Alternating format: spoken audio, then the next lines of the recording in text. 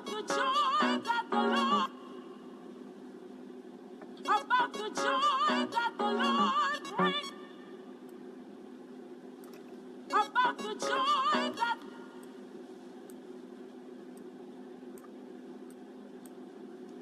about the joy that, about the joy,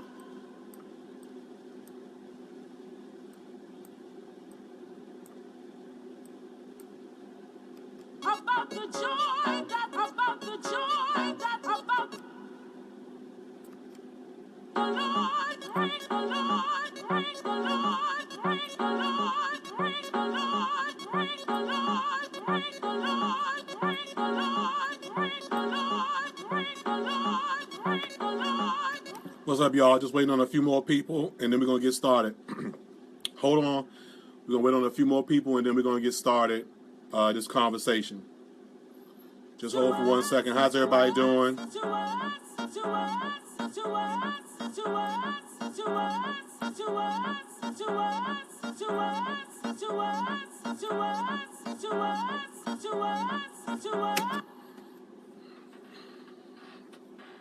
Thank you, Pastor Bishop Martinez. Good to always hear from you. Everybody just hold on for 1 second before we get the party started about Black African American Church and Songwriters and what can be done to help songwriters out, and why I believe the African American churches are hurting songwriters. So give me 1 second and we'll go ahead and get started. I'm just here tuning vocals. The joy that the Lord brings to us,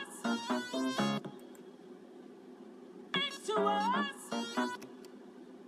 brings to us.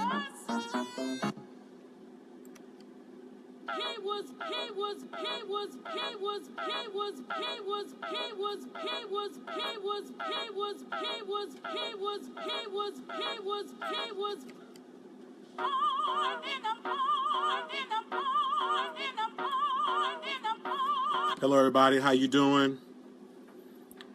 It's 1 o'clock Eastern Standard Time. 1:08 Eastern Standard Time. It's a great day, isn't it? God is good. I want to talk to you about something I learned a while back while meeting with some industry executives.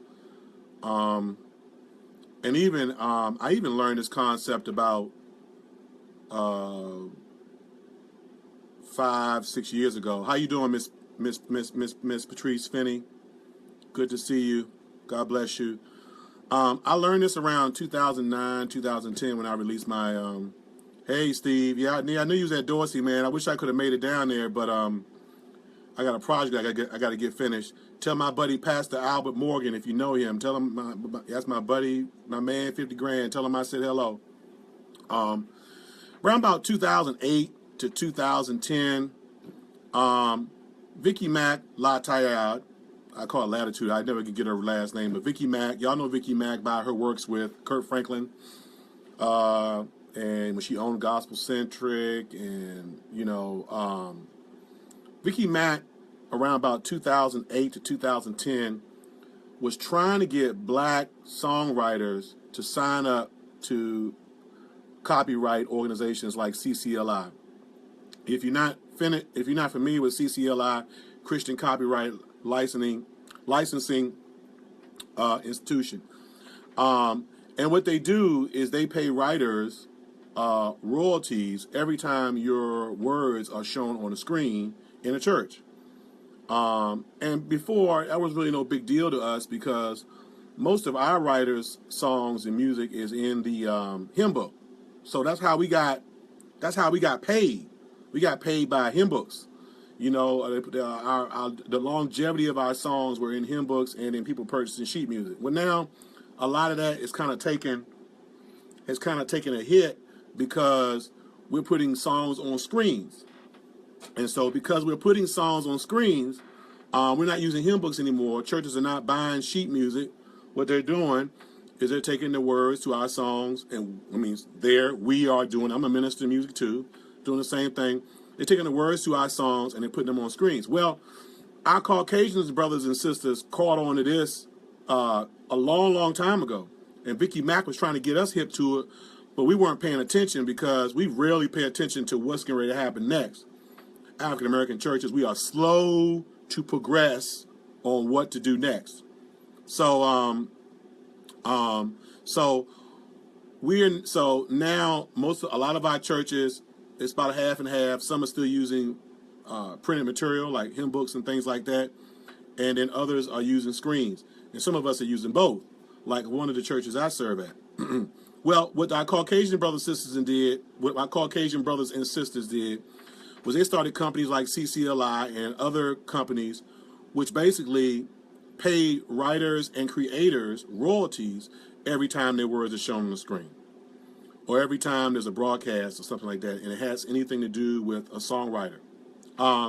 So there are people like Michael W. Smith, Israel Houghton, and what's my other guy named Stephen Curtis Chapman, and other artists who are making hundreds of thousands of dollars because the churches that signed on to pay these royalties to pay for the rights to broadcast these words on the screens are paying companies like CCLI, and CCLI in return pays the songwriter. So these songwriters and some other songwriters that we don't even know, they're not popular artists or anything like that, they're getting extra checks that are beyond anything royalty-wise that most of us are getting in the African-American community. I mean big money. I'm talking about some 20, some 50, some 100, some are getting million. So through CCLI,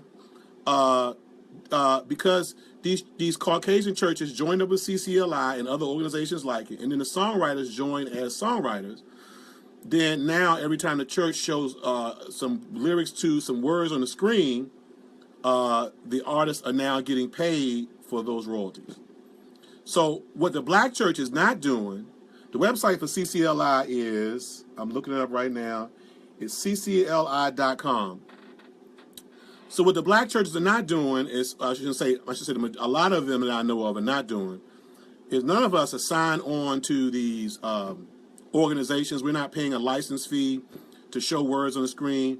Now there's still some gray area as to whether it's even legal or not to show somebody's words on the screen and not at least report that you're doing so. But what's going on is that we're not doing it. So when you show our songwriters, our artists' words that we wrote, songs we wrote on your screen, you're singing to it, blah, blah, blah. You're no longer buying hymn books, so you're showing it on the screen. We're not seeing any residual from that because you're not joined up with any organization that pays those kind of royalties.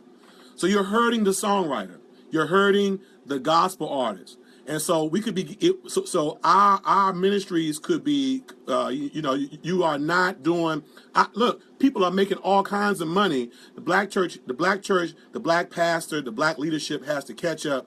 Join these organizations. You can start by joining CCLI. I'm a member of CCLI as a songwriter.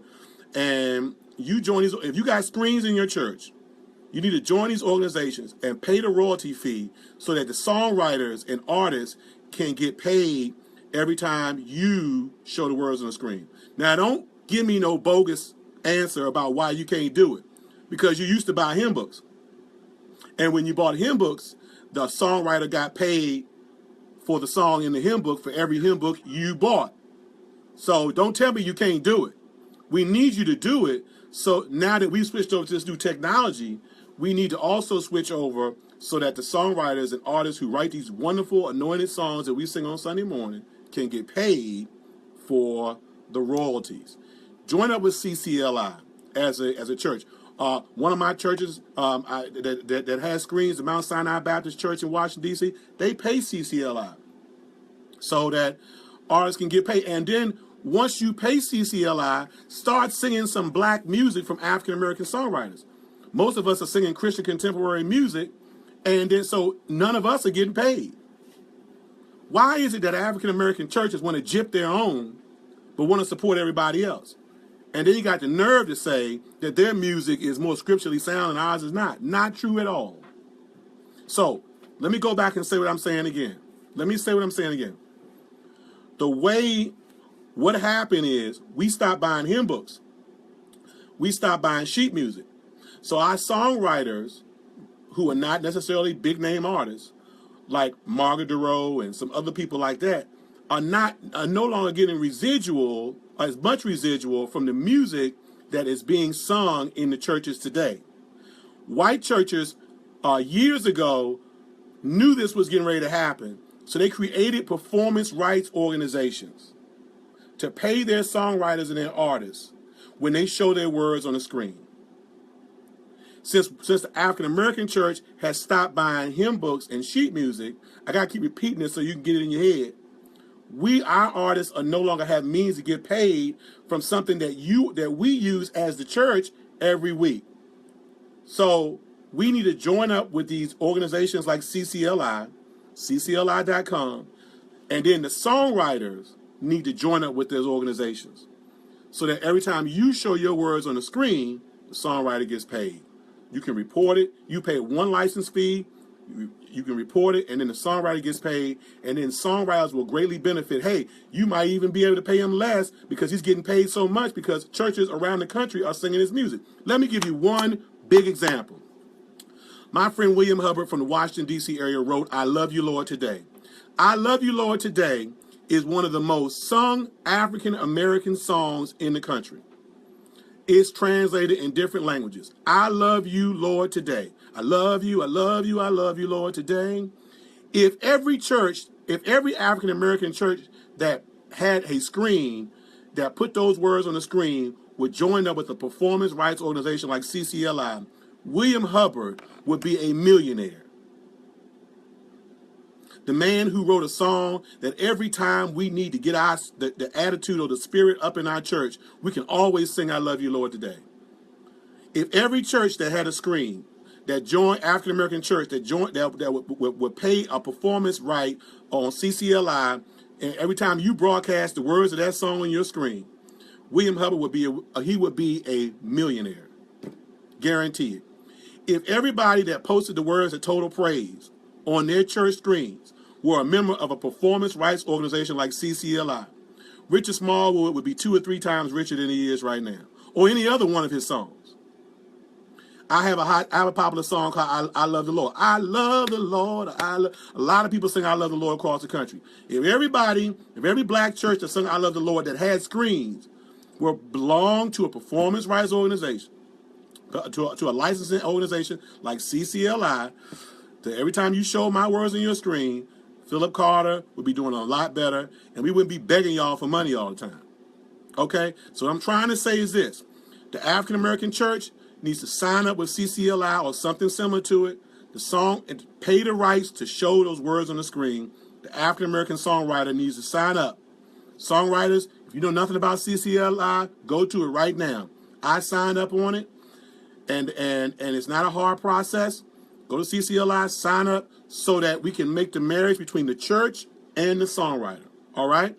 Anybody got any questions before I sign off? That's all I wanted to say. Thank you all for tuning in. Please share this post, because when I met with some record label heads who were Caucasian, they were shocked that we weren't getting paid as songwriters from CCLI. They were further shocked that a lot of African American churches were not signed up to CCLI. When I got wind of what some of these white songwriters were getting paid that I had no knowledge of, that you and I don't know, just because other churches are showing the words to songs that they wrote on the screens, I was speechless. CCLI stands for Christian Copyright License. Church Copyright License. Just type in CCLI.com. I'm looking at it right now, CCLI.com. When I found out what songwriters were getting paid just because the church and the songwriter had come together to make sure that the business was straight, I looked at our own people like, we suffering because we don't have no knowledge. So anybody, share this with your church. They may already be a member of CCLI. Like the church, Mount Sinai, they were already a member of CCLI when I got there. Now we need songwriters. To join CCLI so that when a songwriter's song is being presented in church on the screen, this only pertains to churches that have screens, which is a lot of our churches. When a songwriter's stuff gets played on the screen, the church can report what they play, and the songwriter can get paid. Y'all got it? God bless you. Please like and share. Bye-bye.